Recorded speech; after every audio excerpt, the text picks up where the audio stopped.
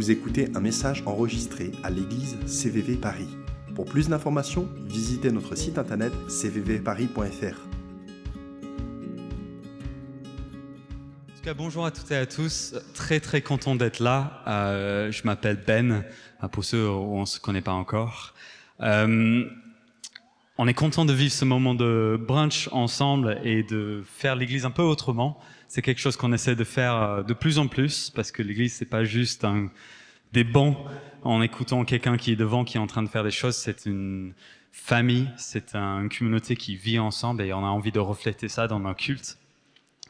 Alors aujourd'hui, on se lance dans une nouvelle série de prédications. C'est sur le sujet de l'honneur. Et aujourd'hui, on va travailler à partir d'un seul verset. Je ne sais pas pour vous, parfois c'est la lecture d'un chapitre entier de la Bible qui nous aide à comprendre une histoire, un message ou quelque chose en particulier. Mais parfois, je ne sais pas si ça vous arrive, on tombe sur un seul verset et c'est comme si on prend une claque. Il y en a qui se reconnaissent un peu. Lisez le verset, c'est comme s'il y a une grosse claque céleste. On reste là scotché devant le verset alors que le Saint-Esprit est en train de mettre le doigt sur quelque chose. Alors qu'on est en train de comprendre, peut-être c'est quelque chose qui doit changer dans notre vie, peut-être c'est une vérité qu'on n'avait pas encore compris. Parfois, le Saint-Esprit nous révèle quelque chose de particulier dans le texte. Et je pense que le verset qu'on va travailler aujourd'hui est un verset qui peut faire ça dans la vie de certains d'entre nous. Et c'est un verset qui peut aussi nous mettre au défi, un peu à 3 niveaux. C'est un type de verset qui peut nous mettre au défi au niveau de nos comportements. Comment est-ce qu'on agit les uns envers les autres? C'est au cœur un peu du sujet qu'on va aborder aujourd'hui. Mais pas que. Ça met au défi la culture qui nous entoure aussi. Nous, depuis que nous sommes nés, nous baignons dans une manière de faire les choses qui a des très bonnes choses, mais qui aussi a certaines choses qui ne proviennent pas du royaume de Dieu. Et nous devons apprendre ou réapprendre parfois comment vivre aujourd'hui sur la terre en tant que disciples de Jésus.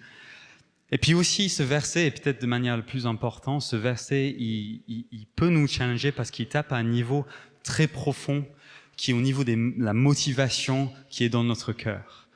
Ce verset peut nous aider à nous rendre compte qu'il y a des choses dans notre cœur vis-à-vis des uns et des autres qui ont besoin d'être réglées. Donc voilà, c'est sur un sujet tout léger de ce type-là qu'on va se lancer ce matin. Donc si vous êtes prêts, on va ouvrir ensemble Romains 12, 10. Romains 12 à partir du verset 1, parce qu'on va lire ensemble depuis le début. Pour prendre un peu de contexte.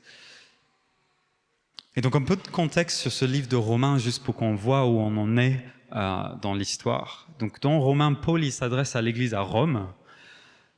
Et dans cette église, ils vivent des vraies difficultés dans la communauté. Les chrétiens d'origine juive et les chrétiens d'origine non juive ne s'entendent pas. Ils sont en désaccord les uns avec les autres. Et c'est assez profond en fait. C'est des désaccords sur la manière par laquelle il faut suivre Jésus. Ils ne sont pas d'accord sur les pratiques spirituelles aussi. Un chrétien, il fait quoi dans sa vie? Comment est-ce qu'il honore Dieu? Comment est-ce qu'il loue Dieu? Ils ne sont pas non plus d'accord parfois aussi sur la base même du salut. Il y a des choses à faire pour être sauvé. Non, on est sauvé par la grâce. Voilà le contexte de Romains dans lequel Paul il enseigne. Et donc Paul, conscient des problèmes qu'il y a dans cette église à Rome, il sort son grand jeu et avec l'aide du Saint-Esprit, il nous écrit un chef-d'œuvre théologique et pratique qui s'appelle Romains.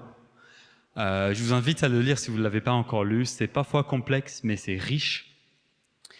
Et en gros, pendant 11 chapitres à peu près, il fait la description peut-être le plus détaillée qui soit dans la Bible de ce que c'est l'Évangile. Il nous décrit en détail comment nous sommes sauvés par grâce et nous formons ensemble une nouvelle famille en Christ. C'est vraiment passionnant. Mais on arrive ensuite au chapitre 12, un moment clé dans ce livre de Romains, où il sort cette fameuse phrase « Je vous recommande donc ». Je ne sais pas si vous avez déjà vu des phrases comme ça dans les écrits de Paul.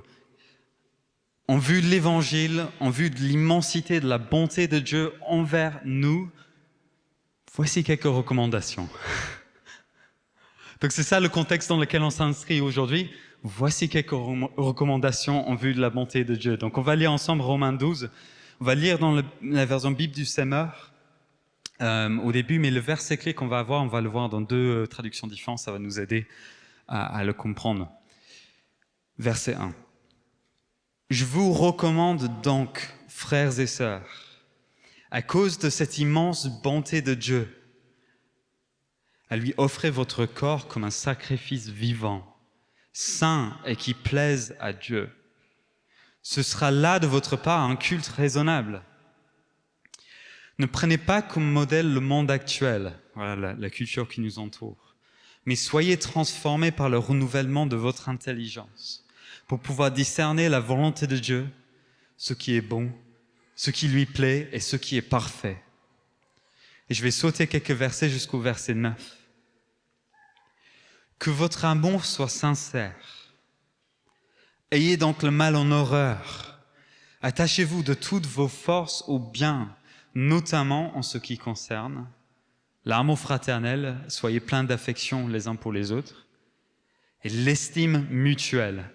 Soyez les premiers à la manifester. L'estime mutuelle. Je préfère la traduction de Seconde 21 qui dit « Par amour fraternel, soyez pleins d'affection les uns pour les autres et rivalisez d'estime réciproque. » Rivaliser d'estime réciproque. Je ne sais pas si vous avez déjà remarqué ce verset dans vos lectures. C'est notre sujet d'aujourd'hui. Bon, un peu de contexte. Est-ce qu'il y a des gens ici qui sont compétitifs? Yes, Jean. Est-ce que je peux voir un lever de main? Les gens qui sont compétitifs ici dans la pièce. C'est pas mal, on est déjà plusieurs. Ok, deuxième question. Est-ce que vous connaissez quelqu'un, peut-être votre mari, votre femme ou quelqu'un d'autre qui est ici, qui n'a pas levé la main, mais qui est très compétitif? Allez, merci. Oui, je vois des gens qui sont pointés du doigt. On vous voit, les gens compétitifs ici. C'est pas quelque chose qui est toujours facile à s'auto-évaluer. Perso, je ne dirais pas que je suis parmi les personnes les plus compétitifs. Ma femme aura peut-être un autre avis sur ce sujet. Mais il y a peut-être une chose sur laquelle je suis parmi les plus compétitifs à Paris. Et c'est sur mon trajet domicile-travail en vélo. Amen. Il y en a qui se reconnaissent. Ok, Anastasie, t'es compétitif ou non? Ralph aussi, Lionel. Ok, je vous vois. Ok. Quand je me mets sur mon vélo de route le matin pour aller au travail, je ne suis plus Ben. Le mari, le papa, ancien CVV, mec gentil. Je suis un coureur d'épreuves de contre-la-montre. Vous comprenez? Je réfléchis à qu'une chose, c'est d'arriver au point B le plus rapidement possible. C'est mon but alors que je me mets sur le vélo le matin. Il y a une chose qui me motive plus que toute autre chose, c'est les vélos électriques qui essaient de me doubler. Yeah. On se comprend. Qui ici fait du vélo électrique? Oui, je vous vois. Il y a de la grâce pour vous, les amis. Dieu vous aime. Pas plus tard que la semaine dernière, j'étais en vélo et je me baladais tranquille et tout ça. Et puis il y a un vélo électrique qui me dépasse. Et il me dépasse pas seulement sur le piste cyclable, mais il va sur le trottoir pour me déplacer, quoi. La honte, quoi. Donc il va sur le trottoir, il me passe et tout ça, il se met, il part un peu. Donc je le rattrape un peu parce que lui, il est limité à 25 km/h. Vous voyez, limitation de vitesse, etc. Je dis ça, je dis rien. Donc je roule un peu derrière lui, j'attends mon moment, je mets mon gros braquet et puis au bon moment là, je mets un gros coup de pédale et je le dépasse et je pars jusqu'à l'horizon. Cette dernière partie n'est pas vraiment vraie par contre parce qu'il m'a rattrapé au prochain feu. C'est toujours pareil, hein. C'est ça le problème avec la fierté. Bon, je suis peut-être légèrement compétitif quand je suis à vélo, peut-être vous aussi. Dans l'église, il y a une compétition dont on a le droit. Et c'est pas celui qui chante le mieux, ni dans l'assemblée, ni dans l'équipe de louange. C'est pas celui qui, je sais pas, qui prêche le mieux, ou qui donne les meilleures paroles prophétiques, ou qui a le plus gros don, ou qui parle le mieux, ou j'en sais rien. Toutes ces choses-là sont de petite importance, en réalité. Mais il y a une chose dans laquelle on a le droit d'essayer de se battre entre frères et sœurs, c'est dans l'expression de l'estime qu'on a les uns pour les autres. On a le droit d'essayer de montrer plus d'estime. Par exemple, je montre plus d'estime pour Adrien que lui, il peut montrer à moi. Il y a une sorte de compétition ici dans ce verset, rivaliser d'estime réciproque. On va découvrir un peu ce que ça veut dire concrètement. Pour commencer, ce mot estime, il faut le comprendre. Parce que ça peut vouloir dire plein de choses. Ça peut être aussi traduit comme honneur. Et en tout cas, dans la racine grecque, c'est le mot timé, donc en grec. Et c'est un mot qui est utilisé à plein d'endroits dans la Bible. Donc ça peut nous aider à réussir à mettre le doigt sur ça. Ça veut dire quoi en fait pour nous? Et donc, un des endroits où je trouve c'est vraiment intéressant que ce mot est utilisé, c'est dans l'honneur qu'on donne à Dieu. Donc même mot, par exemple en Timothée 6,16, en parlant de Dieu, il est le seul à posséder l'immortalité, lui qui habite une lumière inaccessible et qu'aucun homme n'a vu ni ne peut voir. À lui soit l'honneur et la puissance éternelle. Amen. C'est le même mot. Apocalypse 5,13 aussi. À celui qui siège sur le trône et à l'agneau soit louange et honneur. Même mot. Gloire et puissance pour toute l'éternité. Hébreux 2,9 aussi. Jésus se trouve maintenant couronné de gloire et d'honneur.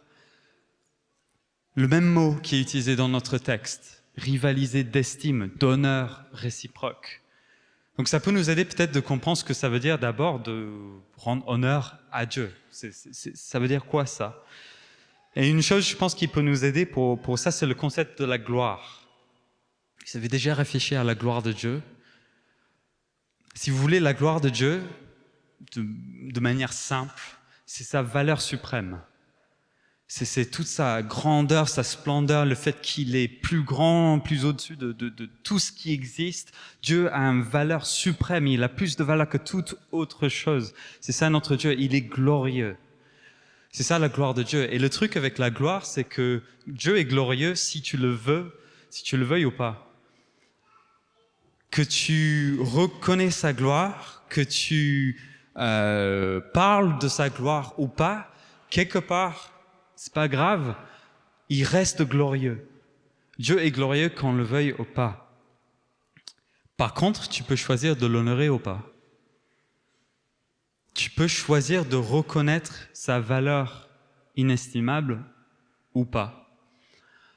C'est ça quelque part, l'honneur, c'est notre reconnaissance de la valeur suprême de Dieu. Je vois la gloire de Dieu, je vois à quel point il est grand et glorieux et je lui rends cette gloire-là. Honneur à toi, Seigneur. Gloire et honneur à toi. C'est ça, rendre honneur à Dieu. C'est une notion aussi cette notion de timé et l'honneur, c'est une notion similaire de notre idée d'honoraire aussi, aujourd'hui. D'ailleurs, vous voyez un peu le lien avec le mot. Le mot timé a une racine financière à l'époque, en tout cas aussi. En général, le plus quelqu'un t'apporte un service de valeur, le plus qu'il t'apporte est poussé et rare, le plus, en général, ses honoraires sont élevés.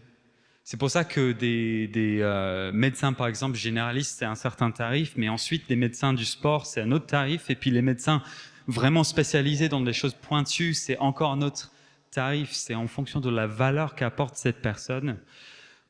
Les honoraires augmentent aussi. Dieu qui a une valeur inestimable, Dieu qui est au-dessus de toute chose. Du coup, il ne mérite pas juste notre argent, il ne mérite pas juste nos mots, mais il mérite nos vies entières, en fait. Telle est sa valeur, telle est sa bonté envers nous. Il mérite la consécration de toute une vie. C'est ça l'honneur envers Dieu aussi, la consécration de nos vies. C'est au début de nos versets en Romains 12, d'apporter son corps comme un sacrifice vivant. Nous honorons Dieu avec nos mots, avec nos corps. Et la Bible nous enseigne pas seulement à honorer Dieu, mais il nous enseigne à nous honorer, montrer de l'estime les uns envers les autres. Qu'est-ce que ça veut dire? On a d'autres contextes aussi où on a cette notion d'honneur, mais pas envers Dieu du coup, mais envers les uns les autres, avec des variantes de ce mot timé. Par exemple, en Éphésiens 6,2 et ailleurs dans la Bible, on l'a lu ce matin, honore ton père et ta mère. Un autre exemple, 1 Pierre 3,7, Marie, je paraphrase, montrez de l'estime à vos femmes, montrez de l'honneur à vos femmes. Voici pourquoi, agissez ainsi afin que rien ne fasse obstacle à vos prières. C'est dans la parole de Dieu. Romains 13, par exemple, nous enseigne à honorer les autorités qui nous gouvernent. Et là, on ne parle pas forcément des autorités, des leaders dans l'Église, on parle vraiment de Macron. On parle de notre gouvernement. Honorer le gouvernement français, ça veut dire quoi pour nous? On va en parler plus tard dans cette série. 1 Timothée 5,17 parle aussi du fait d'honorer ceux qui enseignent, ceux qui donnent du temps à mener aussi l'Église. L'honneur est un peu partout dans la Bible, que ce soit envers Dieu ou envers les uns les autres.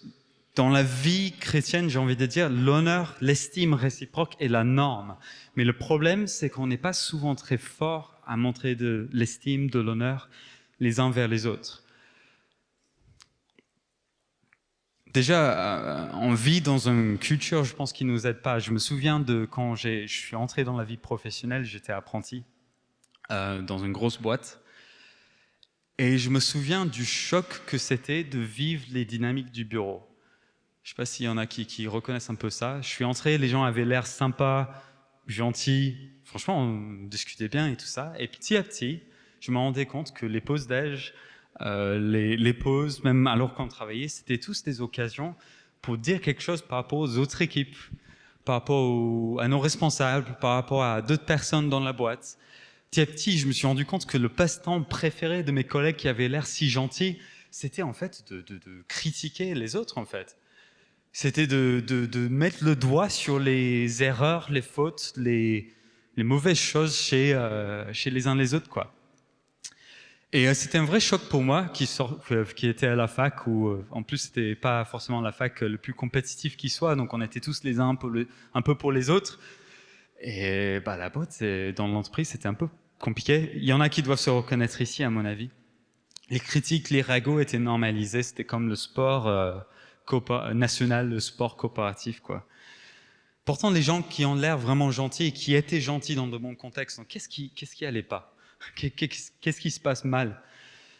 Et je pense que c'est parce que dans peut-être la manière, le penchant naturel de l'homme, on a une sorte de penchant qui peut tendre et qui peut tendre de plus en plus, si on est dans le mauvais environnement, vers la médisance, vers les critiques, vers les ragots.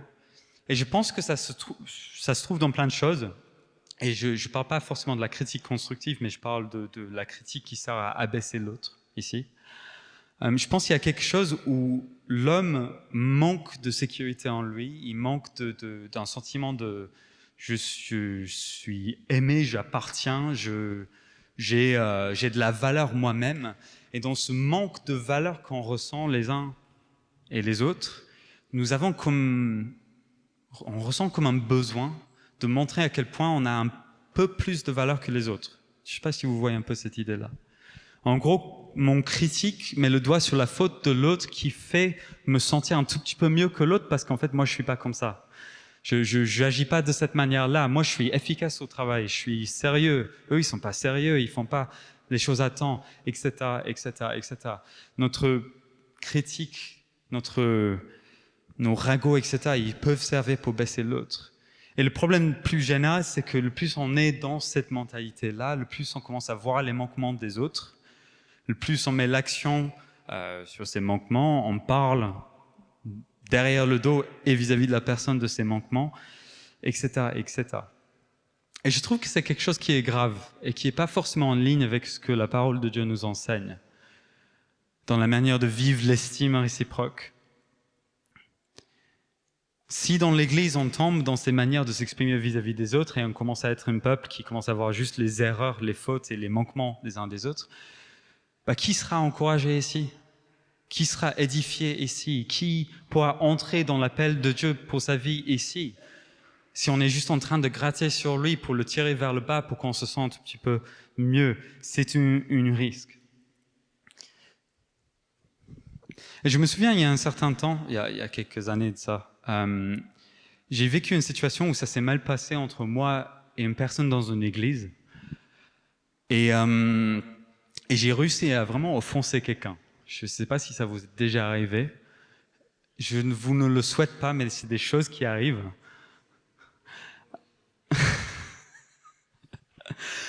C'est ça, vivre la communauté parfois.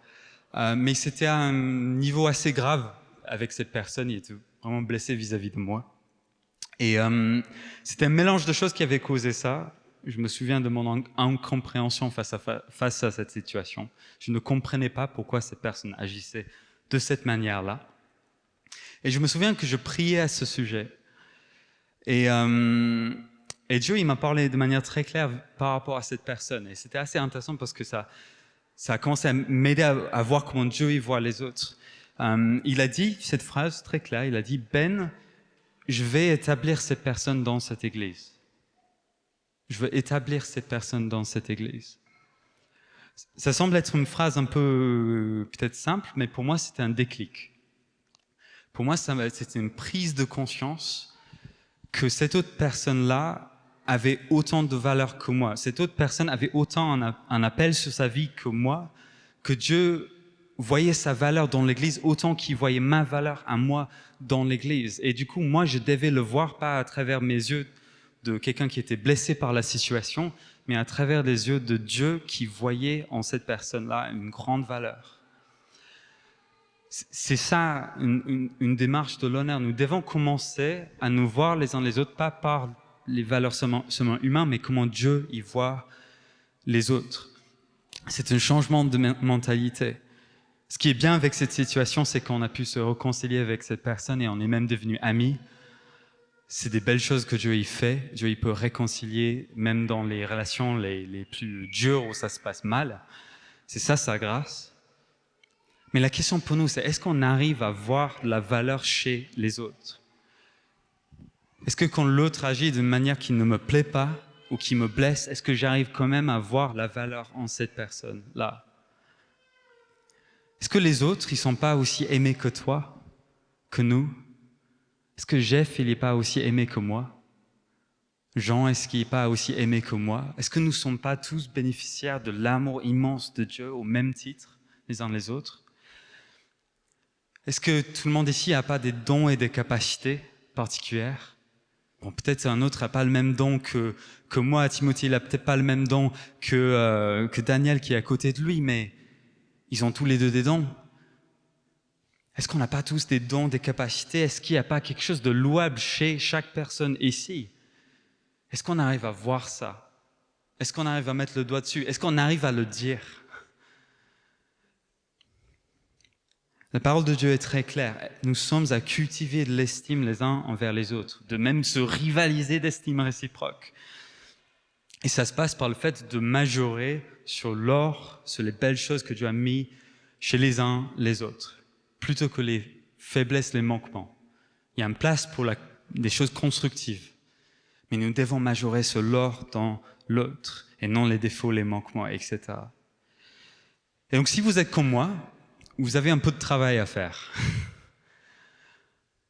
Il y a un travail à faire à l'intérieur d'entre nous, de commencer à voir les autres à travers les yeux de Dieu et de commencer à manifester ça dans la manière que nous parlons les uns des autres. Et la meilleure manière de commencer à entrer dans ce chemin de l'honneur, c'est de commencer à travailler sur ce que nous disons. Il y a deux proverbes il y a un proverbe et un verset en Jacques qui peuvent nous aider avec ça. Proverbe 18, 21 dit « La mort et la vie sont au pouvoir de la langue ». La mort et la vie sont au pouvoir de la langue, donc ce qu'on dit a une grande importance et une incidence, les uns vis-à-vis des autres, mais je dirais aussi en nous-mêmes aussi. Et Jacques 3, 6, la langue aussi est un feu. Oula, un feu? C'est tout un monde de mal. Elle est là parmi les autres organes de notre corps et contamine notre être entier. Allumée par le feu de l'enfer, elle enflamme toute notre existence. Elle contamine tout notre être entier. Ce que nous disons n'a pas juste une incidence pour les autres, mais une incidence sur la conduite de nos cœurs. Et donc ce que nous disons vis-à-vis des uns et des autres va conduire notre cœur vis-à-vis des uns et des autres. Okay? Donc pour commencer à devenir quelqu'un qui honore les autres, nous devons commencer par exprimer des choses honorantes. Et donc je me suis mis le défi de dire quelques trucs honorants en live, en direct, juste pour un peu vous montrer à quel point, d'un, c'est un peu stressant, et deux, ça peut être une bonne chose. J'aimerais juste honorer Anne Caro pour commencer. Anne Caro préside pour la deuxième fois aujourd'hui, dans les temps récents. Elle a fait aussi par le passé une fois. Vous trouvez pas qu'elle fait ça super bien ?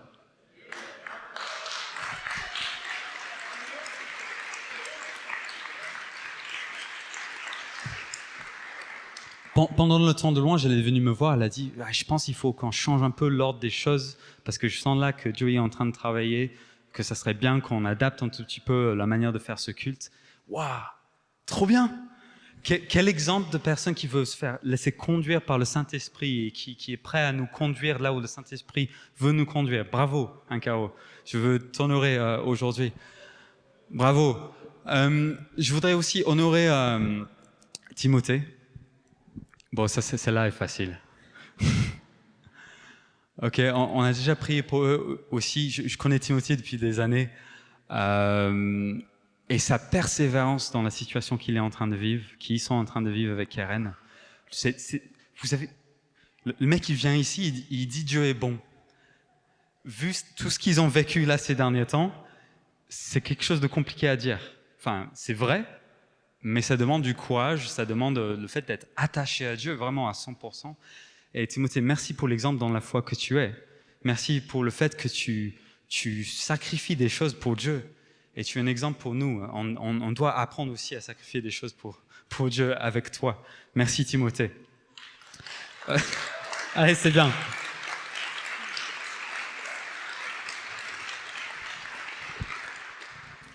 C'est un merveilleux exemple aussi de comment il aime sa femme. Les 2 derniers mois, il a donné 100% de son énergie et de son amour à sa femme. Et ça, c'est un bel exemple pour nous. Merci. Ouais, c'est bien ça. Ouais.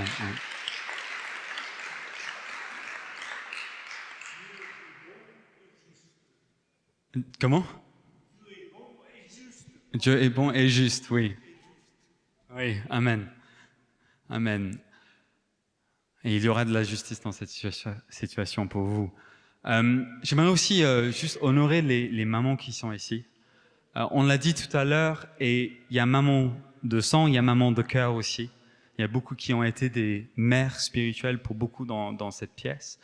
Et je découvre, je suis papa depuis 5 mois, je découvre un autre côté de ma femme, une dédication, un sacrifice pour notre enfant, mais aussi pour notre foyer, qui est remarquable.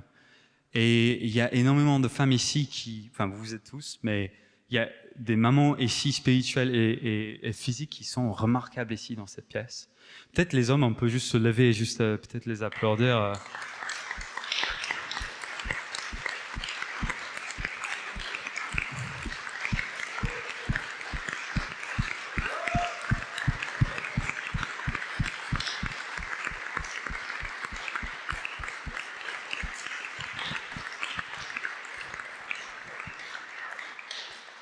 Et puis, faites la vaisselle en rentrant. Hein. Pardon. Ok. Quelques exemples depuis le début devant ici. Vous voyez comment on peut mettre le doigt sur des vraies choses dans la vie des gens et ça peut leur donner du courage. J'aime bien cette définition d'ailleurs de l'encouragement. C'est un Anglais qui le disait. C'est mettre du courage dans les gens. Et c'est ça quand nous montrons notre estime, quand nous montrons l'honneur envers les uns les autres, c'est en donnant du courage pour faire face aux difficultés de la vie.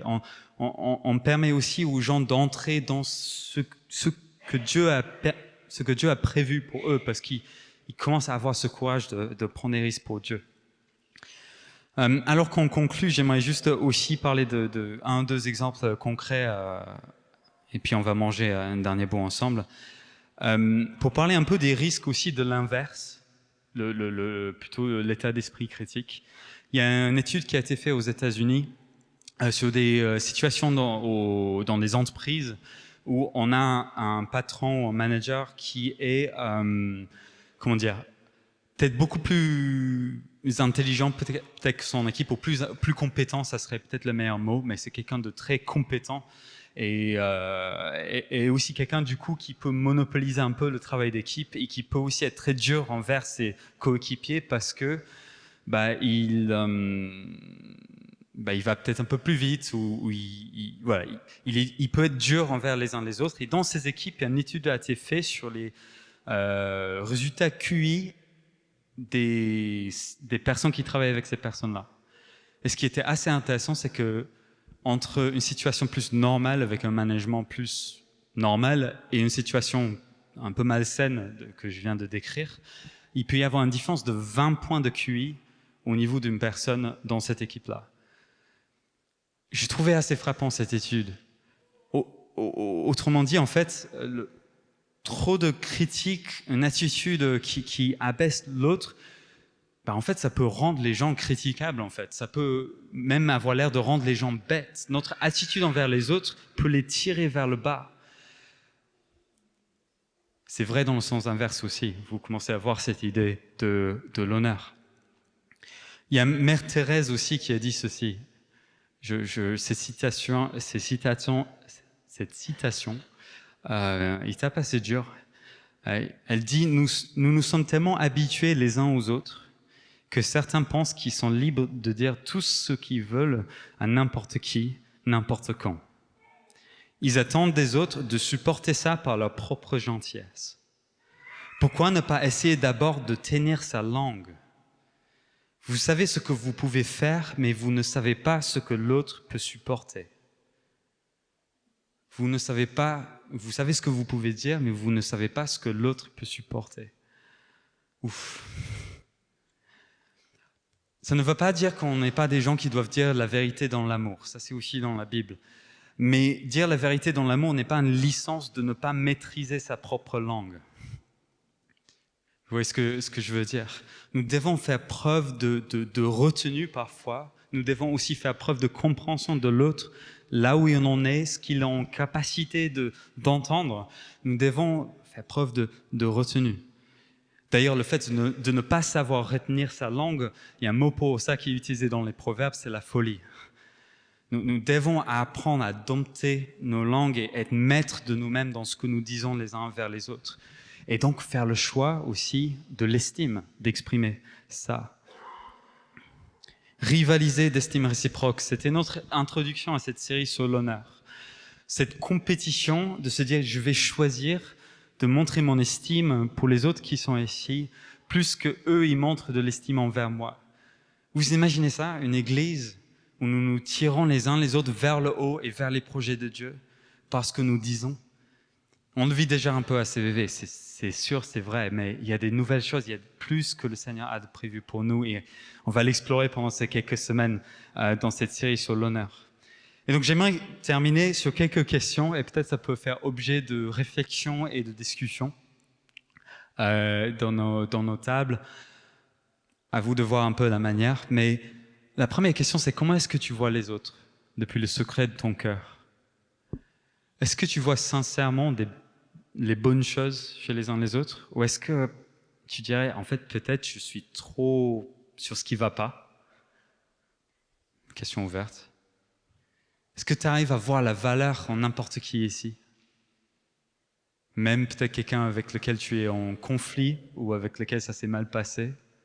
Est-ce que tu arrives à voir la valeur que Dieu a mis dans cette personne qui est bien là ?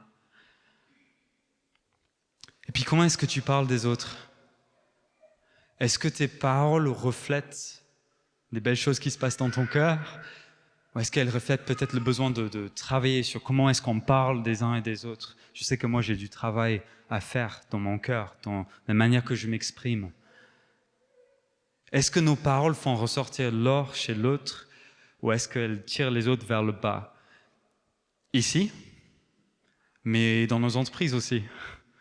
Là où on travaille, vis-à-vis de notre supérieur qui fait n'importe quoi, vis-à-vis de notre gouvernement, je ne sais pas. J'ouvre un gros sujet, mais ce sera pour une autre fois. Est-ce que nos paroles abaissent les autres et révèlent peut-être nos insécurités, ou est-ce que nos paroles élèvent les autres et font tirer les autres vers le haut? Ce sont un peu les questions de réflexion que nous avons ensemble. Et donc, alors qu'on retrouve nos tables, on retrouve nos amis les uns les autres, j'aimerais juste qu'on prenne peut-être 30 secondes, 1 minute juste à réfléchir sur ces questions. Comment est-ce que tu vois les autres? Comment est-ce que tu parles des autres? Et s'il y a quelque chose où vous vous dites, mince, ok, je vois une situation, là, clairement, je n'ai pas été dans l'estime réciproque, ou là, je sens dans mon cœur, ça va pas.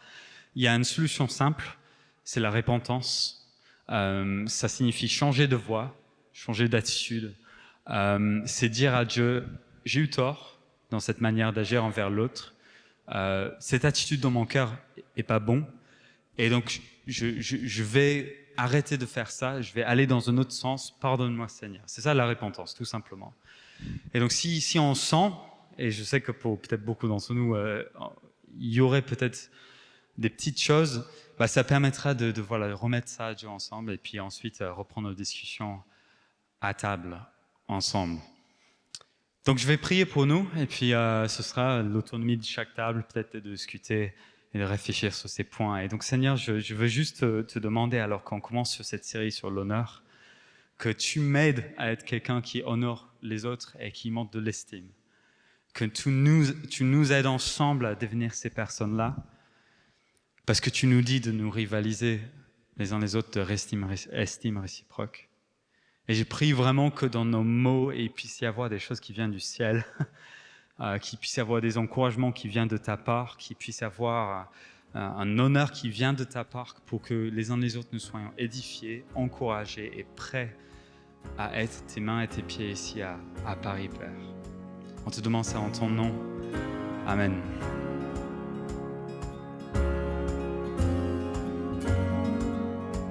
Vous venez d'écouter un message enregistré à CVV Paris. Pour plus d'informations, visitez notre site internet cvvparis.fr.